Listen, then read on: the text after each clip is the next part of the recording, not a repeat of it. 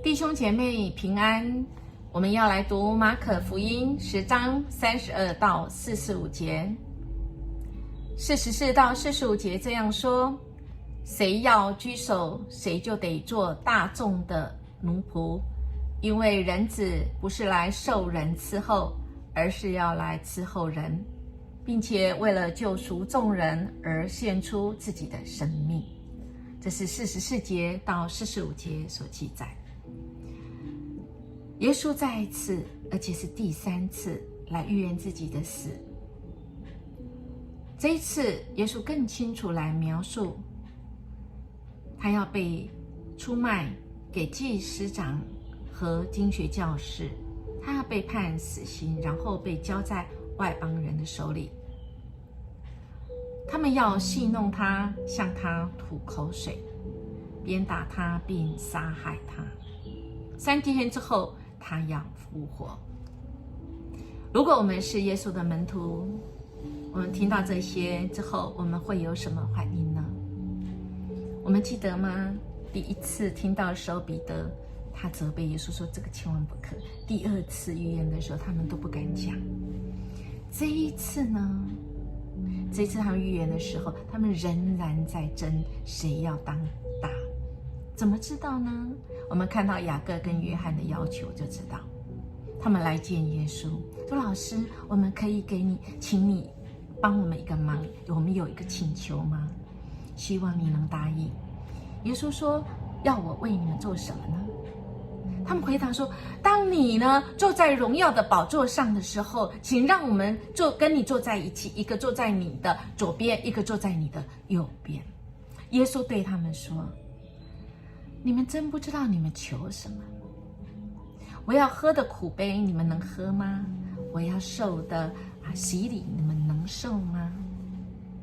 这2个门徒想都没想，立刻说：“我们能，我们能。”耶稣说：“我要喝的杯，你们固然要喝；我要受的洗礼，你们固然要受。但是谁可以坐我的左右，却不是我能决定。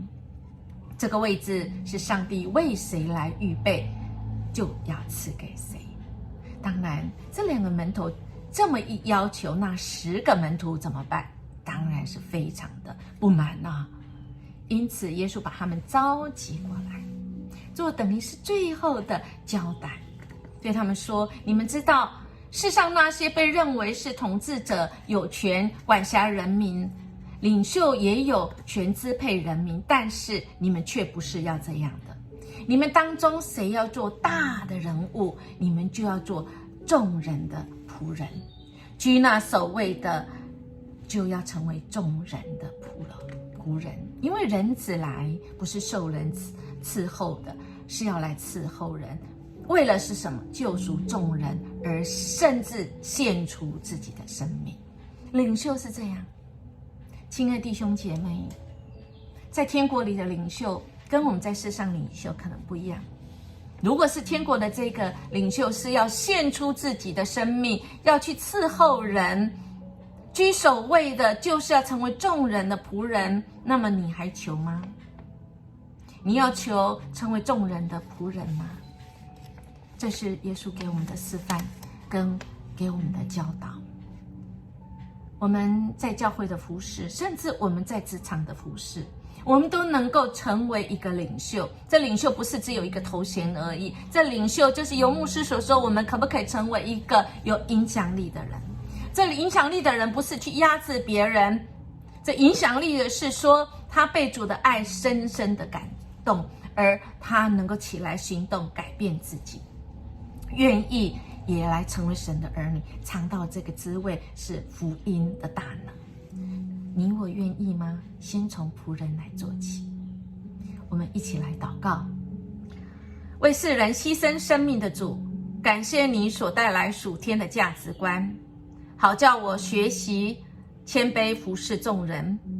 我也要为地上的掌权者祷告，求你帮助他们能以仆人的态度来服务人民，转化国家、教会及家庭。奉主耶稣基督的名求，阿们。愿我们今天活出属神的领袖的样式，